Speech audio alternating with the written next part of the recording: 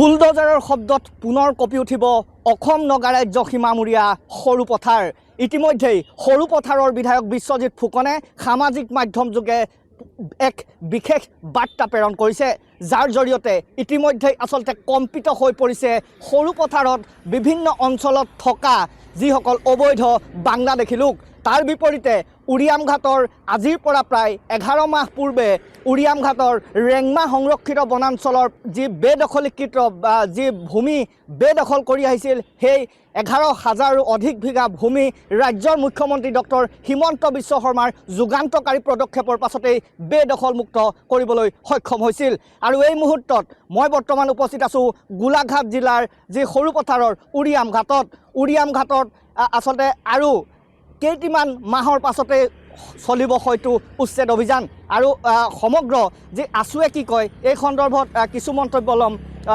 মোৰ সৈতে আছে ছাত্ৰ সন্থাৰ নেতৃত্ব আছে, কি ক'ব? আৰু কেইটিমান মাহৰ পাছতেই উচ্ছেদ অভিযান চলিব সৰুপথাৰত, ইতিমধ্যেই বিধায়কগৰাকীয়ে স্পষ্টীকৰণ প্ৰদান কৰিছে সামাজিক মাধ্যম যোগে, কি ক'ব?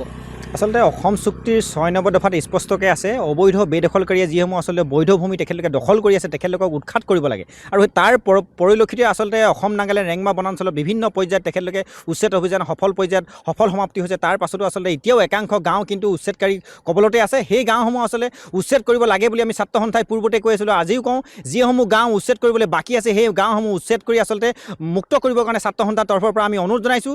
আৰু আমি এটা কথা দেখিবলৈ পাইছোঁ, উচ্ছেদ কৰাৰ পাছত আচলতে একাংশ গাঁও প্ৰধানে আচলতে তেখেতলোকে আশ্ৰয় প্ৰদান কৰিছে। একাংশ মাটি চৰকাৰী মাটি আচলতে কেনেধৰণে ল'বলৈ সক্ষম হৈছে, এই ক্ষেত্ৰত আচলতে খুব পৰিতাপৰ বিষয়। কেনেধৰণে মণ্ডলসকলে সহযোগ কৰিছে, সেই মণ্ডলসকলৰ ওপৰতো ব্যৱস্থা ল'বৰ কাৰণে ছাত্ৰ সন্থাৰ তৰফৰ পৰা অনুৰোধ জনাইছোঁ।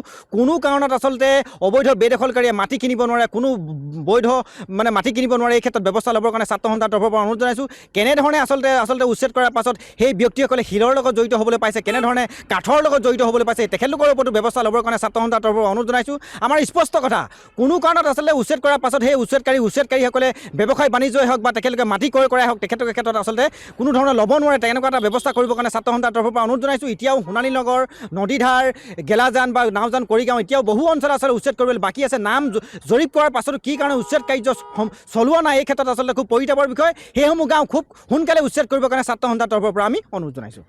ইতিমধ্যেই আচলতে বিধায়কগৰাকী এক বিশেষ পোষ্ট প্ৰদান কৰিছিলে, যাৰ জৰিয়তে কৈছিল এতিয়াও যিসকল ৰেংমা সংৰক্ষিত বনাঞ্চলত আচলতে লোকসকল ইয়াতে আছিল, অবৈধ সন্দেহজনক লোক আছিল, উচ্ছেদ কৰি দিয়া হ'ল। সেই কিছু লোক নামনি বা মধ্য অসমৰ ফালে গ'লগৈ বা আত্মীয়ৰ ঘৰলৈ গ'ল। তাৰ বিপৰীতে নগা পাহাৰতো কিছু লোকে সংস্থাপন ল'লে।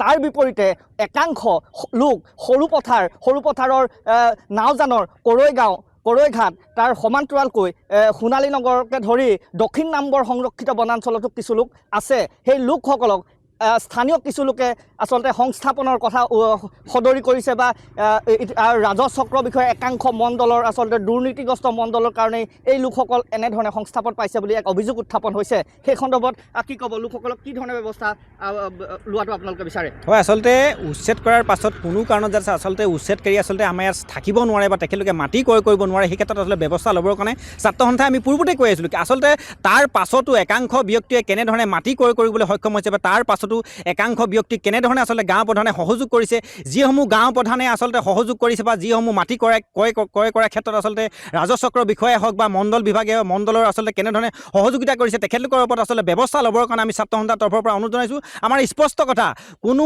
অবৈধ বেদখলকাৰী আচলতে মাটি ক্ৰয় কৰাৰ ক্ষেত্ৰতে হওক বা তেখেতলোকে আশ্ৰয় দিয়াৰ ক্ষেত্ৰত যিসমূহ সহযোগ কৰিছে, তেখেতলোকৰ ওপৰত ব্যৱস্থা ল'বৰ কাৰণে ছাত্ৰ সন্থাৰ তৰফৰ পৰা আমি অনুৰোধ জনাইছোঁ। অসম নাগালেণ্ড সীমান্তত আজি কিছুদিন পূৰ্বে যি উচ্ছেদ কৰা হৈছিলে, উচ্ছেদ কৰাৰ পাছত যি উচ্ছেদিত যিসমূহ লোক আছিল, সেই লোকসমূহক সৰুপথাৰৰ বিভিন্ন অঞ্চলৰ ৰাইজে আমি সংস্থাপন দিয়া পৰিলক্ষিত হৈছে। আমি আপোনালোকৰ সংবাদ মাধ্যমৰ যোগেদি এটা কথা অনুৰোধ জনাব বিচাৰিছোঁ আমাৰ সমষ্টিবাসী ৰাইজক, আপোনালোকে যি অবৈধ বাংলাদেশী আছে, সেই বাংলাদেশীসকলক ৰক্ষণাবেক্ষণ নিদিবৰ বাবে আপোনালোকক ধনশিৰি মহকুমা চুতীয়া ছাত্ৰ সন্থাৰ মজিয়াৰ পৰা আমি তীব্ৰ ভাষাৰে গৰিহণা আৰু ধিক্কাৰ জনাইছোঁ। যদি আপোনালোকে এনেবিলাক কাৰ্যকলাপত লিপ্ত হৈ থাকে, আপোনালোকৰ ওপৰত কিন্তু আমি বিহিত ব্যৱস্থা গ্ৰহণ কৰিবলৈ বাধ্য হ'ম। কৰ্মচাৰী হিচাপে নিযুক্তি বহু আচলতে সন্দেহজনক লোক আছে, কি ক'ব?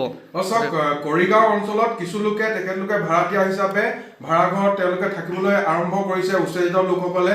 আৰু গেলাজান বুলি যিটুকুৰা ঠাই আছে সেই গেলাজান ঠাইটুকুৰাত কিছু দুষ্কৃতিকাৰীয়ে মাটিসমূহ তেওঁলোকে অধিক মূল্যত বিক্ৰী কৰি অবৈধ যিসকল বাংলাদেশী আছিল যিসকলৰ ভোটাৰ লিষ্টৰ পৰা ইতিমধ্যে নাম কৰ্তন কৰি দিয়া হৈছে তেওঁলোকক সংস্থাপন দিয়া পৰিলক্ষিত হৈছে। ইয়াত কিন্তু গাঁৱৰ যিসকল গাঁওবুঢ়া আছে গাঁওবুঢ়াসকল আমি জড়িত হৈ থকা দেখিবলৈ পাইছোঁ আৰু তেখেতলোকক আমি অনুৰোধ জনাব বিচাৰিছোঁ সংবাদ মাধ্যমৰ যোগেদি আপোনালোকে এনেবিলাক কাৰ্যকলাপৰ পৰা বিৰত থাকক, নহ'লে কিন্তু আপোনালোকৰ বিৰুদ্ধে কিন্তু আমি আইনীগত ব্যৱস্থা হাতত ল'বলৈ আমি বাধ্য হ'ম। আমি যোৱাকালি আমাৰ যেতিয়া সংগঠনৰ বিষয়ববীয়াসকলে এটা সৰজমিন তদন্ত চলাইছিলে তাত উচ্ছেদিত বহুতো লোকে তাত ফাৰ্মাচী, হাৰ্ডৱেৰ, গ্ৰচাৰী দোকান আদি তেখেতলোকে খোলা আমি দেখিবলৈ পাইছোঁ। আমি এই বজাৰ কমিটিখনক আমি অনুৰোধ জনাব বিচাৰিছোঁ আপোনালোকে কি ভিত্তিত উচ্ছেদিত লোকসকলক তাত আপোনালোকে সংস্থাপন কৰিছে, সংস্থাপন দিবলৈ আপোনালোকে উঠি পৰি লাগিছে। দুটকাৰ লোভৰ বাবে আমাৰ নিজৰ যিসমূহ অধিকাৰ আছে, নিজৰ যিসমূহ স্বাভিমান আছে এই স্বাভিমান আপোনালোকক বিলুপ্ত নকৰিবৰ বাবে আমি অনুৰোধ জনাইছোঁ। এতিয়া আমি দেখিবলৈ পাইছোঁ সৰুপথাৰ সমষ্টিত বা সৰুপথাৰ অঞ্চলত উচ্ছেদিত সন্দেহজনক লোকসকলক বহু লোকে ভাড়াতীয়া হিচাপে তেওঁলোকক আশ্ৰয় দিছে। তাৰপিছত এতিয়াতো আমি শুনিবলৈ পাইছোঁ এই উচ্ছেদিত দুই এজন লোকক আমাৰ অসমীয়া মানুহে তেওঁলোকক মাটি বিক্ৰী কৰিছে। তেওঁলোকক আশ্ৰয় দিয়াৰ এই কাৰ্যটোক কিন্তু অসম স্বাধীন ছাত্ৰ সন্থাই আমি ধিক্কাৰ জনাইছোঁ, গৰিহণা জনাইছোঁ আৰু আমি স্পষ্টভাৱে ক'ব বিচাৰিছোঁ আমাৰ সৰুপথাৰ আমি অসম নাগালেণ্ড সীমান্ত অঞ্চলত যি অবৈধভাৱে বসবাস কৰি থকা উচ্ছেদিত লোকসকলক যিসকল লোকে আজি তাৰিখত আশ্ৰয় দি আহি আছে তেওঁলোকক কিন্তু আমি সকীয়াই দিছোঁ যে সৰুপথাৰত কিন্তু আমি কেতিয়াও কোনো পধ্যেই এই সন্দেহজনক লোকসকলক কিন্তু আমি বসবাস আশ্ৰয় দিয়া ক্ষেত্ৰতো কেতিয়াও আমি গ্ৰহণযোগ্য নহয়। আৰু পৰৱৰ্তী সময়ত আমি অসম চৰকাৰক আমি দাবী জনাওঁ যে যিসকল লোকে তেওঁলোকক এই সন্দেহজনক লোকসকলক আশ্ৰয় দিছে, ভাড়াতীয়া হিচাপে দিছে বা মাটিও বিক্ৰী কৰিছে বুলি গম পাইছোঁ, বিভিন্ন কামত তেওঁলোকে নিয়োজিত কৰিয়ে তেওঁলোকে ইয়াত আশ্ৰয় দিয়াৰ আমি বহু খা খবৰ আমি পাই আছোঁ। তো তেওঁলোকক কিন্তু আশ্ৰয় দিয়া যিসকলে দিছে তেওঁলোকৰ ওপৰত কিন্তু আইনগত ব্যৱস্থা ল'বৰ বাবে কিন্তু অসম চৰকাৰক আমি দাবী জনাইছোঁ।